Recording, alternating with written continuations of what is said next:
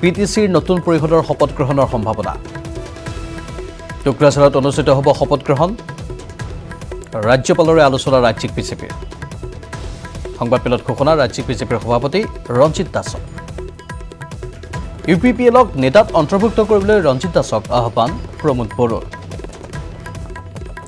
নতুন বিটিচি মুখ্য কাৰ্যবাহী প্ৰমোদ বড়ো মুখ্যমন্ত্ৰী সৰ্বানন্দ সোণোৱালৰ এয়া আনুষ্ঠানিক ঘোষণা প্ৰমোদ বড়োক কাষত বহুৱাই মুখ্যমন্ত্ৰীয়ে এই ঘোষণা কৰে ইউপিপিএলক নেতাত অন্তৰ্ভুক্ত কৰিবলৈ ৰঞ্জিত দাসক আহ্বান প্ৰমোদ বড়োৰ বিটিচিৰ ফলাফলক লৈ টুইটযোগে অভিনন্দন অমিত শ্বাহৰ সহযোগী ইউপিপিএলক অভিনন্দন গৃহমন্ত্ৰী অমিত শ্বাহৰ মুখ্যমন্ত্ৰী সোণোৱাল মন্ত্ৰী হিমন্ত বিশ্ব শৰ্মা ৰঞ্জিত দাসলৈ অভিনন্দন অমিত শ্বাহৰ লগতে ৰাজ্যিক বিজেপিৰ কাৰ্যকৰ্তাসকললৈও অভিনন্দন জ্ঞাপন কৰিলে অমিত শ্বাহে প্ৰমোদ বড়োক বিটিচিৰ নতুন মুখ্য কাৰ্যবাহী সদস্য ঘোষণাৰ পিছতেই কোকৰাঝাৰত উৎসৱমুখৰ পৰিৱেশ ইউপিপিএলৰ কাৰ্যালয়ৰ সন্মুখত ফটকা ফুটাই নাচি বাগি আনন্দত আত্মহাৰা সমৰ্থক নেতাকৰ্মী ইউপিপিএলৰ উত্থানত স্তব্ধ হাগ্ৰামাৰ 17 বছৰীয়া যাত্ৰা মন্ত্ৰী প্ৰমীলা ৰাণী ব্ৰহ্মক বিপিএফৰ বিশেষ দায়িত্ব মুখ্যমন্ত্ৰীৰ সাক্ষাতৰ বাবে দায়িত্ব ব্ৰহ্মক কোকৰাঝাৰৰ পৰা গুৱাহাটীলৈ ৰাওনা প্ৰমীলা ৰাণী ব্ৰহ্ম তিৱা স্বায়ত্তশাসিত পৰিষদৰ নিৰ্বাচনৰ দিন চমু চাপি অহাৰ লগে লগে তুংগত উঠিছে প্ৰচাৰ অভিযান 20 নম্বৰ 12 বুজিয়া পৰিষদীয় সমষ্টিৰ তিৱা জাতীয় ঐক্যমঞ্চৰ প্ৰাৰ্থী সদৌ তিৱা মহিলা সন্থাৰ কেন্দ্ৰীয় সম্পাদিকা টুটুমণি ডেকাৰ হৈ নিৰ্বাচনী প্ৰচাৰ টুটুমণি ডেকাৰ হৈ প্ৰচাৰ চলাই তিৱা ছাত্ৰ সন্থাৰ সম্পাদক চেনিৰাম মালাং আৰু তিৱা নেতা সুজয় বৰদলৈয়ে তিৱা জাতীয় ঐক্যমঞ্চৰ সমৰ্থনত প্ৰচাৰ চলাবলৈ স্বতঃস্ফূৰ্তভাৱে ওলাই আহিল স্থানীয় ৰাইজ তিৱা ভূমিত নিৰ্বাচনী প্ৰচাৰত ব্যস্ত বিধায়িকা আঙুলতা ডেকাও নিজেই স্কুটি চলাই নিৰ্বাচনী প্ৰচাৰ চলোৱাৰ লগতে গীত নৃত্যৰে ৰাইজক আকৰ্ষিত কৰাৰ প্ৰয়াস বিধায়িকাগৰাকীৰ 3 নম্বৰ ভুৰবন্ধা পৰিষদীয় সমষ্টিৰ বিজেপি প্ৰাৰ্থী বিনয় কৌৰৰ হৈ নিৰ্বাচনী প্ৰচাৰ চলালে আঙুলতাই তিৱা স্বায়ত্ত পৰিষদৰ নিৰ্বাচনী প্ৰচাৰ চলোৱাৰ লগতে বিটিচিৰ ফলাফলক লৈ বিটিআৰৰ জনতাক ধন্যবাদ জনালে বিজেপি বিধায়িকাগৰাকীয়ে ৰেল যাত্ৰীসকলৰ বাবে এটা ভাল খবৰ পুনৰ চলাচল হ'ব ৰেল সেৱা কোভিডৰ বাবে বন্ধ হৈ আছিল ৰেল সেৱা উত্তৰ পূব সীমান্ত ৰেলৱে এই সিদ্ধান্ত গ্ৰহণ কৰিছে মুঠ 7খনকৈ বিশেষ ৰেল চলোৱাৰ সিদ্ধান্ত লোৱা হৈছে 14 ডিচেম্বৰৰ পৰা চলিব এই ৰেলসমূহ নিউ বঙাইগাঁও গুৱাহাটীৰ মাজত চলিব ৰেল 25 ডিচেম্বৰত চলিব আন এখন বিশেষ rail Lumding Alipurduar junction intercity express চলিব কাটিহাৰ শিলিগুৰি জংচন ইণ্টাৰচিটি এক্সপ্ৰেছো চলিব আলিপুৰদুৱাৰ জংচন বামনহাট যাত্ৰীবাহী বিশেষ ৰেল শিলিগুৰি জংচন বামনহাট যাত্ৰীবাহী ৰেল চলিব মান্দা টাউন বালুৰঘাট যাত্ৰীবাহী ৰেল চলিব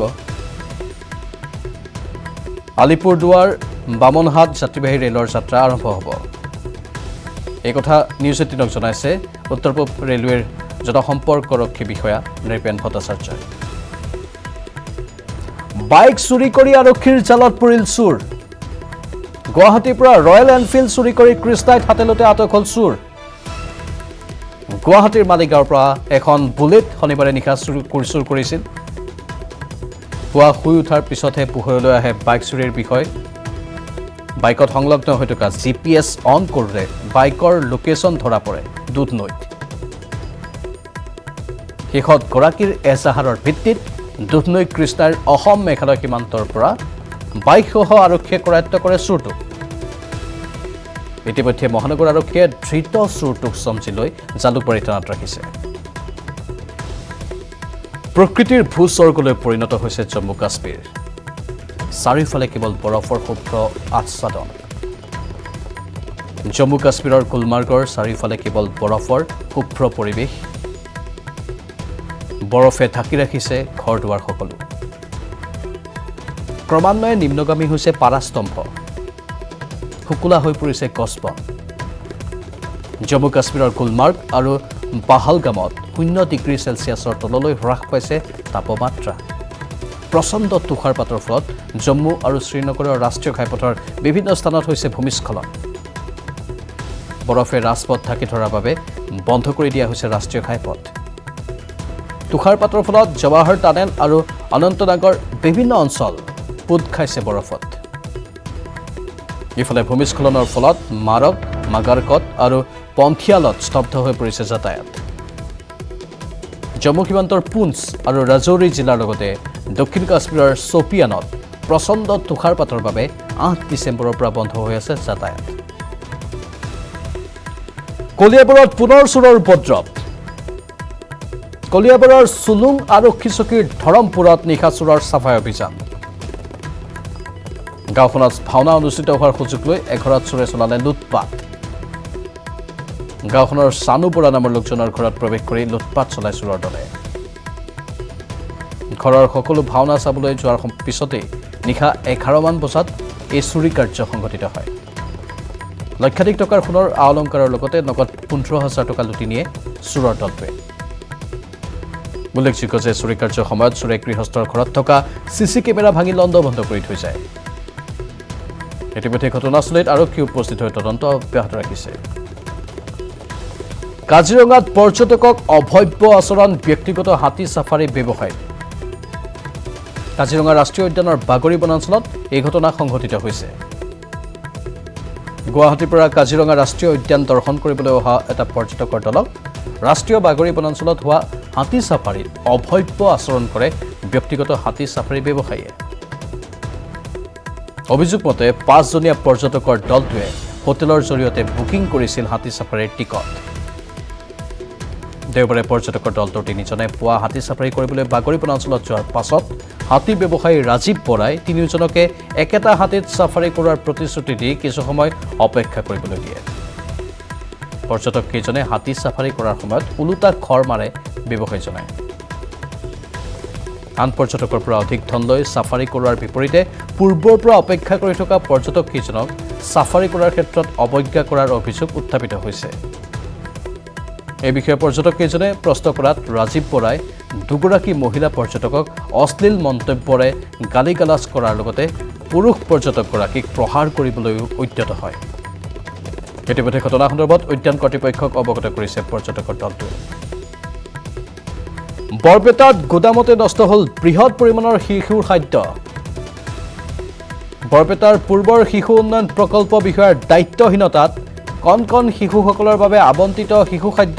কাৰ্যালয়ৰ গোদামতে পচি নষ্ট হয় লকডাউনৰ বাবে যি সময়ত বহুলোকে এমুঠি অন্নৰ বাবে হাহাকাৰ কৰিবলগীয়া পৰিস্থিতি হৈছে ঠিক তেনে সময়তে বৰপেটা চহৰৰ বিলৰ তাৰিহাটিত অৱস্থিত বিভাগটোৰ গোদামতে পচি নষ্ট হৈ যোৱা বৃহৎ পৰিমাণৰ খাদ্য সামগ্ৰী এক্সকেভেটৰৰ সহায়ত এনেদৰে গোদামৰ পৰা উলিয়াই নি মন্দিয়াৰ পথৰ কাষত পুতি পেলাইছে প্ৰশাসনে নষ্ট হৈ যোৱা সামগ্ৰীসমূহৰ ভিতৰত চাউল মটৰ সাতুগুৰিৰ লগতে শিশুসকলৰ বাবে আবণ্টিত পোছাকো আছে 2018 বৰ্ষৰ পৰাই মজুত হৈ থকা খাদ্য সামগ্ৰীসমূহ পচি দুৰ্গন্ধ বিয়পি পৰাৰ পিছত জিলা প্ৰশাসনৰ নিৰ্দেশত খাদ্য সামগ্ৰীসমূহ মাটিত পুতি পেলোৱা হয় উল্লেখযোগ্য যে অংগনবাড়ী কেন্দ্ৰসমূহৰ জৰিয়তে শিশুসকলৰ মাজত বিতৰণ কৰা হয় শিশু খাদ্য শিশুৰ বাবে আবণ্টিত খাদ্য কাৰ হেমাহিৰ বাবে বিতৰণ নকৰাকৈ এনেদৰে পুতি পেলাবলগীয়া হ'ল সেই সম্পৰ্কে এতিয়া তদন্তৰ দাবী জনাইছে ৰাইজে আৰু ইয়াৰ লগে লগে সময় হৈছে এতিয়াৰ এই স্পেচিয়েল বুলেটিনৰ পৰা বিদায় লোৱাৰ নমস্কাৰ